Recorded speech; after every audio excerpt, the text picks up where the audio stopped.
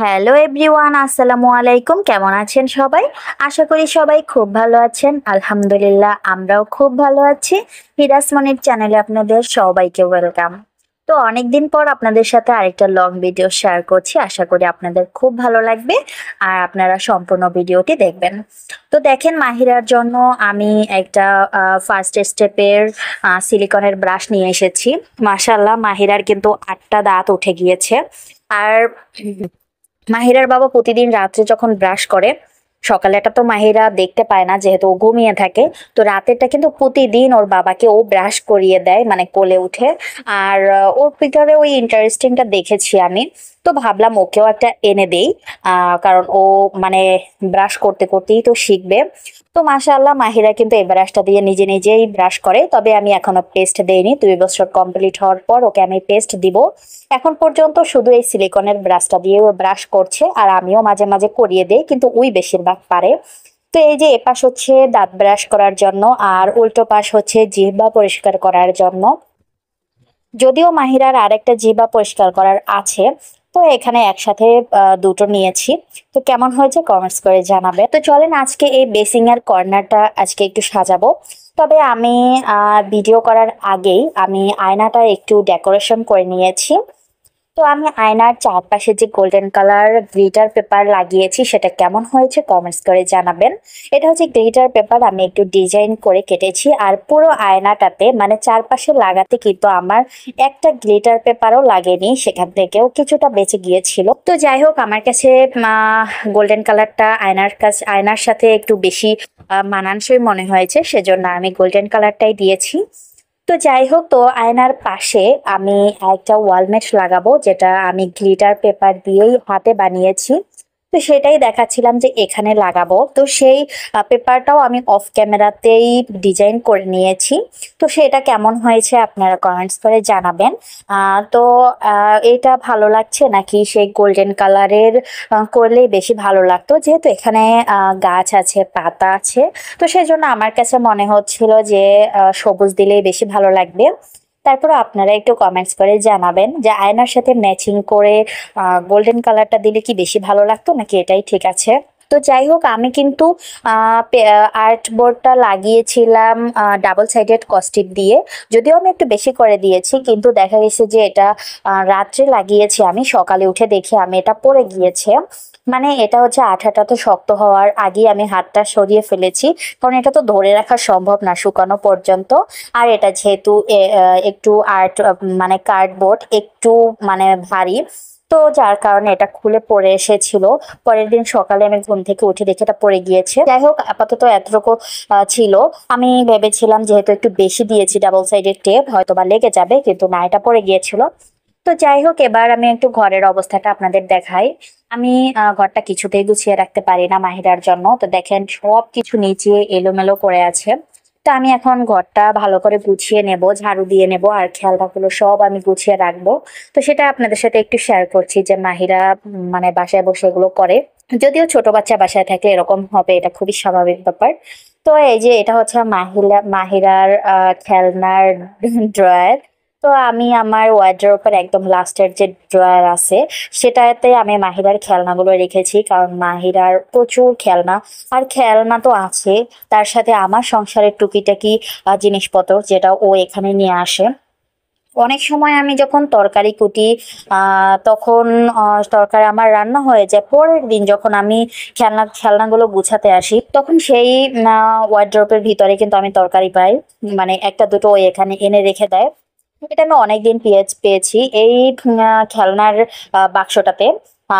আলু, পেঁয়াজ, তারপরে সবজি সবকিছু এখানে পাওয়া যাবে।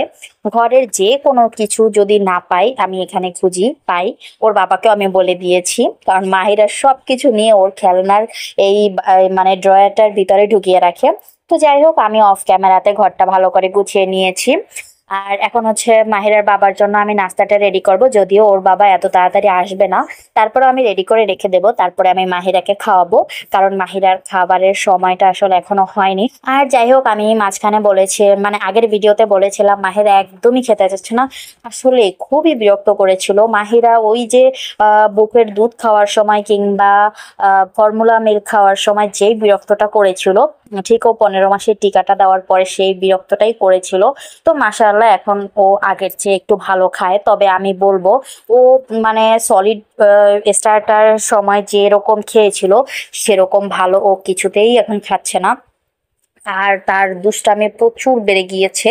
সে যদি পারে খাওয়া ঘুম সবকিছু বাদ দিয়ে যদি দুষ্টামি করতে, তাহলেও হয়তো বা তার দুষ্টামি শেষ হবে না।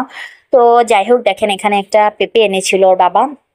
তো পেঁপেটা আমি সম্পূর্ণটাই কেটে নিয়েছি, কারণ মাহিরের বাবা কিন্তু রাত্রে ভাত খায় না, আমি রাত্রে ভাত খাই, ওর বাবা ভাত খায় না। তো সেজন্য ওর বাবা যেহেতু ফল দুধ ডিম এগুলোই খায়, তো আমি পুরোটাই কেটে নিয়েছি, আমরা তিনজন খাবো। আর এখানে আমি 4টা খেজুরও নিয়েছি। আমি খেজুর সবসময় বিচি ছাড়িয়ে তারপরে ধুয়ে নেই, কারণ আমার কাছে ওই যে ভিতরে পোকা থাকে, ওটা আমি জবে থেকে জেনেছি আর কি, যে খেজুরের ভিতরে পোকা থাকে। আমি মানে কিছুতেই শুধু উপর থেকে ধুয়ে খাই না। তো যাই হোক, এখানে আমার জন্য অল্প কিছু মানে অল্প একটু ভাত বসিয়ে দিয়েছি। আসলে রাত্রে আমি ভাত রান্না করি না, কারণ একার জন্য কতটুকু আর রান্না করব, সেজন্য আমি দুপুরে একটু বাড়িয়ে দেই, যে তো সেটাই অল্প একটু থাকে, আমি খেয়ে নেই।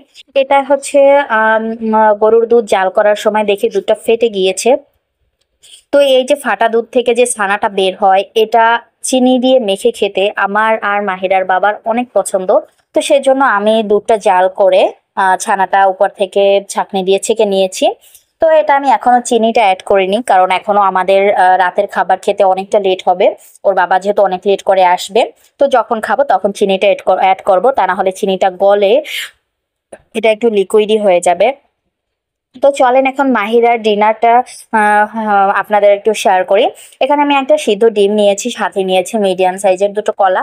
তো এই যে সবজি গ্রেটার আছে, এটা ছোট যে গ্রেটার মানে সেকশনটা আছে, এখান থেকে আমি ডিমটা গ্রেট করে নিব। আর কলা দুটো হচ্ছে আমি কাঁটা চামচ দিয়ে একটু ম্যাশ করে নেব। তো যাই হোক, আমি যখন ভয়েস দিচ্ছি তখন মাহিরা আমার পাশে বসে পাপ্পি দিচ্ছে, তো সেই জন্য আমার ভয়েসটা একটু কেটে কেটে যাচ্ছে। তো যাই হোক, এখানে আমি একটা ডিম নিয়েছি আর দুটো কলা নিয়েছি। এখন এটাকে আমি ভালো করে ম্যাশ করে নেব। অনেক সময় দুধ যদি জাল করা থাকে তাহলে আমি এখানে 3-4 চা চামচ দুধ অ্যাড করি, গরুর দুধ। আবার অনেক সময় বাটার অ্যাড করি, বাট মাহিরা যেহেতু আজকে গরুর দুধ বাটার সবই খেয়ে ফেলেছে আগেই, তো সেজন্য আমি এই শুধু ডিম আর দুধটাই শেয়ার করলাম। তো যাই হোক, এবার মাহিরার বাবা চলে এসেছে, আমি সবকিছু রেডি করে নিচ্ছি। তো এই যে ছানাটার ভিতরে এখন আমি চিনি অ্যাড করব, আর এটা মাখিয়ে খেতে অনেক ভালো লাগে। তো এখানে আমি দুটো ডিম ভেজে নিয়েছি। আসলে মাহিরার বাবা সিদ্ধ ডিম খায় প্রতিদিন দুটো, কিন্তু আজকে হঠাৎ বলল যে সে ভাজা ডিম খাবে। তো সাথে পাউরুটি আর কলা, এটা হচ্ছে মাহিরার বাবার ডিনার। তো সে ভাত খায় না। আর মাহিরার জন্য আমি রাতের জন্য সুজি জাল করে রাখছি। আসলে রাতে খায় না ও এখন আর, সেই সকালেই খায়, কিন্তু খুব সকালে। আর আমরা যেহেতু অনেক রাত করে ঘুমাই, তো খুব সকালে উঠে তো আর জাল করা সম্ভব না। তখন দেখা যায় যে মাহিরাকে এটা আমি গরম করে খাওয়াই। তো আর এটা জাল করি প্রায় অনেক রাতে। তো যাই হোক, মাহিরা ওখানে একটু কার্টুন দেখছিল, আর এই যে আমি আমার আম, ভাত নিয়ে নিচ্ছি। তো কি কি আছে একটু দেখিয়ে দিচ্ছি। এটা হচ্ছে লাউয়ের খোসা ভাজি চিংড়ি মাছ দিয়ে, দেন হচ্ছে কাচকি মাছ বোনা। এটা হচ্ছে লাউ ভাজি ঢেঁড়স দিয়ে, সরি গাজর দিয়ে। আর এটা হচ্ছে লাল শাক চিংড়ি মাছ দিয়ে ঝোল করে রান্না করেছিলাম। তো এগুলো দুপুরেরই রান্না ছিল, তো একটু একটু রেখে দেই আমি শুধু রাতে খাওয়ার জন্য। তো এটা হচ্ছে পরের দিনের ভিডিও। ওদিন তো ওখানেই তো আমাদের ডিনার করা শেষ। তো এটা হচ্ছে পরের দিন সন্ধ্যাবেলা, আমি আর মাহিরা একটু মেলায় যাচ্ছি, কারণ টুকিটাকি কিছু কেনার আছে। তো এখন আমরা দুজনে মেলা থেকে এসে তারপরে আপনাদের সাথে কথা বলবো। আর কি কি মেলা থেকে আনবো সেটাও আপনাদের সাথে শেয়ার করব। তো দেখেন, মাহিরা কিন্তু মাশাআল্লাহ আমাকে পাপ্পি দিতে পারে, ওর বাবাকে দেয়, আর কাউকেই দেয় না। তো সে একটা শর্টসেও আপনারা দেখেছেন। তো যাই হোক, চলেন কি কি এনেছি সেটাই দেখাই। আমি এখানে 2 পাতা টিপ এনেছি। তো এগুলো হচ্ছে ওই যে আঠা সিস্টেমের যে টিপগুলো, সেগুলো আমি মাহিরাকে দেই, কারণ কালি দিয়ে যেটা দেয় ওটা মাহিরা মেখে ফেলে। মাহিরা না, সব বাচ্চারাই মেখে ফেলে, আর ওটা আমার কাছে খুবই বিরক্ত লাগে। তো সেজন্য ওকে আমি এই টিপটা দেই। এখানে আমি একটা আর্টিফিশিয়াল প্লান্ট এনেছি, ওই যে বেসিনটা সাজাচ্ছি ওখানে আমি রেখে দেবো সেই জন্য। তো রাখার পরে আপনাদের সাথে শেয়ার করব যে কেমন লাগছে। তো এই যে আমি এখানে একটা ডাল ঘুটনি এনেছি প্লাস্টিকের, আমার একটা আছে কাঠের, সেটা একটু কালো হয়ে গিয়েছে। তো কাঠের পাইনি, সেজন্য আমি প্লাস্টিক আনলাম। আমি জানি না এটা দিয়ে ডাল ঘুটতে আসলে কেমন হবে, পাতলা যেহেতু। তো যাই হোক, বলেছিলাম যে আমি যে ওয়ালমেটটা লাগিয়েছি সেটা পড়ে গিয়েছে, তো সেজন্য আমি হুক গুলো নিয়ে এসেছি, হুক দিয়ে লাগাবো। আর এখানে একটা ঢাকনাওয়ালা ঝুড়ি এনেছি, এখানে আমি অনেক কিছু রাখতে পারবো। আর ঝুড়ির কালারটা কিন্তু আমার কাছে ভালো লেগেছে, এটা যেহেতু চকলেট কালার, তো আমার কাছে এই কালারের সবকিছুই ভালো লাগে। আর এই যে পাপোশটা যেটার উপরে সবকিছু রেখেছি, এই গ্রিন কালার পাপোশটাও কিন্তু আমি এনেছি, এটাও আমার কাছে খুবই ভালো লেগেছে। তো এটা আমি কোথায় সেট করব এখনো জানি না, তবে বাথরুমের সামনে দিব না, কারণ এটা তো পানি শোষণ ক্ষমতা বেশি একটা নাই, যেহেতু এটা প্লাস্টিকের। বাথরুমের সামনে কাপড়ের ওটাই ঠিক আছে। তো ওটা কোথায় রাখলে বেশি ভালো লাগবে আপনারা কমেন্টস করে জানাবেন। আর ওই যে বেলুনটা নিয়ে এসেছি, মাহিরা আগে যতবার মেলা যাব ততবার একটা করে বেলুন নিয়ে আসবে। তো এবারে আমি ওয়ালমেটটা সেট করব, তবে ওয়ালমেটটা আমি আজকে লাগাবো না, কারণ হুকগুলো লাগানোর পর কিছুটা সময় দিতে হয় হুকটা মানে ওয়ালের সাথে ফিক্সড হতে, আঠাটা শুকাতে। কারণ ওই হুকটা লাগানোর সাথে সাথে যদি ওয়ালমেটটা লাগায় কিংবা যে কোনো কিছু যদি সেটা আবার সাথে সাথে ঝুলিয়ে ফেলে, তাহলে কিন্তু ওই আঠাটা বেশি দিন টিকে না। তো সেজন্য আমি এই হুকটা লাগাবো ঠিকই, কিন্তু ওয়ালমেটটা আমি এখন ঝুলাবো না। আর ওয়ালমেটের পিছনে তো আমাকে কাপড় কিংবা দড়ি দিয়ে টানানোর ব্যবস্থাও করতে হবে, তো আমি সেটা কালকে লাগাবো। আর এই যে দেখেন আমি প্ল্যান্টটা রেখেছি আর ওয়ালমেটটা তো আমি কালকে রাখবো, কালকে রাখার পর আপনাদেরকে দেখাবো ফাইনাল লুকটা কেমন হয়েছে। তো বেসিং এর এই কর্নারটা আমার আরো একটু ডেকোরেশন করার ইচ্ছা আছে, যদি করি ইনশাল্লাহ আপনাদের সাথে সেটা শেয়ার করব। তো আপাতত এই ওয়ালমেট পর্যন্তই স্টপ থাকবে। তো বেসিং এর নিচের ওই জায়গাটা একটু পানির যে কারণে দাগ বসে যায়, বারবার আমি পরিষ্কার করলেও দাগ বসে যায়, তো ওখানে একটা পাপোশের ব্যবস্থা করব ইনশাল্লাহ। যাই হোক, এরপরে আমি বিছানাটা গোছাতে গিয়েছিলাম, বিছানাটা গোছানোর ফাঁকে আমি খেয়াল করলাম মাহিরা কি করতেছে। তখন দেখলাম মাহিরা বাটি চামচে এভাবে খাচ্ছে।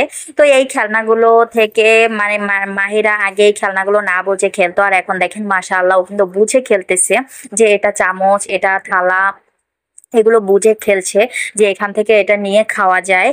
তো এতদিন কিন্তু বুঝে খেলতো না, এমনিতেই খেলতো, বাট আজকে আমি প্রথমবার লক্ষ্য করলাম যে মাহিরা এটাকে চামচ, এটাকে বাটি হিসেবে ইউজ করতেছে। আর মাশাআল্লাহ মাশাআল্লাহ দেখেন কিভাবে খাচ্ছে, আমি যে ভিডিও করছি ও সেটা বুঝতে পারেনি, যদি বুঝতে পারে তাহলে কিন্তু সে আর এগুলো করবে না, কারণ ওর সারাদিনের দুষ্টমি আমি আসলে ক্যামেরা বন্দি করতে পারি না, ও ক্যামেরাটা চালু করলেই স্টপ হয়ে যায়। তো যাই হোক, এটা ছিল পরের দিনের ভিডিও। দেখেন আমার এই মিরর সেকশনটা কেমন লেগেছে অবশ্যই কমেন্টস করে জানাবেন। আর আরো কিছু ডেকোরেশন করব, তো সেটা ইনশাল্লাহ আপনাদের সাথে শেয়ার করব। চলেন আপনাদের সাথে এখন আরেকটা বিষয় শেয়ার করি। তো এই যে আজকে সন্ধ্যার সময় মাহিরার বাবা আর আমি মার্কেটে গিয়ে এই ফিল্টার এবং স্ট্যান্ড কিনে নিয়ে এসেছি, কেমন হয়েছে অবশ্যই কমেন্টস করে জানাবেন। এই ফিল্টারটা কিন্তু একটু অন্য সিস্টেম, মানে উপরে হচ্ছে ফাইবারের সাকনি দেওয়া আছে, উপরে যখন পানিটা আমি ঢালি তখন কিন্তু ফাইবারের যে সাকনিটা সেখান থেকে সেকে তারপরে নিচে আসে, তারপরে ফিল্টার হয়। আর এই ফিল্টারের পানিটা খেতে কিন্তু মিনারেল ওয়াটারের মতো টেস্ট। তো যাই হোক, আর এটা কিন্তু চাচের না, মানে হাত থেকে পড়ে গেলে কখনোই ভাঙবে না। তো যাই হোক, আর এই ঝুড়িটা এখানে ছিল, সেটা আমি এখানে আপাতত রেখেছি, কারণ এটা আমি পরে অন্য জায়গায় রাখবো। আপনাদের কাছে ফিল্টারটা আর স্ট্যান্ডটা কেমন লেগেছে অবশ্যই কমেন্টস করে জানাবেন। আজকের মতো ভিডিওটা এতটুকুই, আল্লাহ হাফেজ।